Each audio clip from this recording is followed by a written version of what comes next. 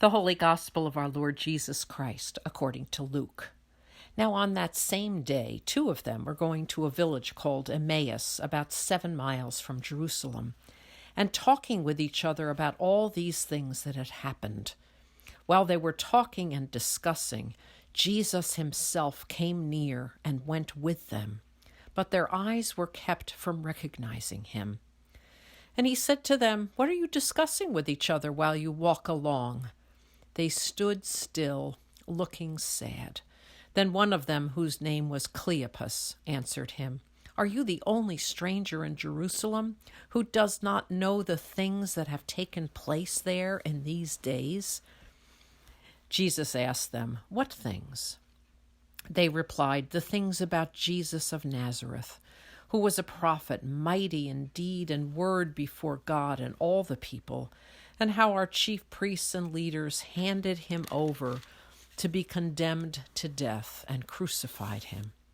But we had hoped that he was the one to redeem Israel. Yes, and besides all this, it is now the 3rd day since these things took place. Moreover, some women of our group astounded us. They were at the tomb early this morning, and when they did not find his body there, they came back and told us that they had indeed seen a vision of angels who said that he was alive.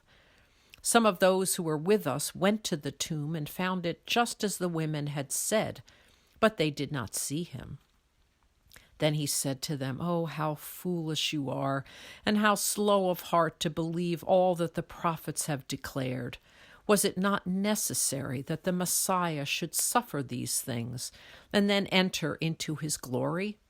Then, beginning with Moses and all the prophets, he interpreted to them the things about himself in all the scriptures. As they came near the village to which they were going, he walked ahead as if he were going on. But they urged him strongly, saying, "Stay with us, because it is almost evening, and the day is now nearly over." So he went in to stay with them.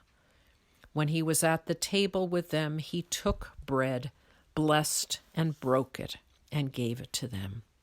Then their eyes were opened, and they recognized him, and he vanished from their sight. They said to each other, "Were not our hearts burning within us while he was talking to us on the road, while he was opening the scriptures to us?" That same hour they got up and returned to Jerusalem. And they found the 11 and their companions gathered together. They were saying, "The Lord has risen indeed, and he has appeared to Simon."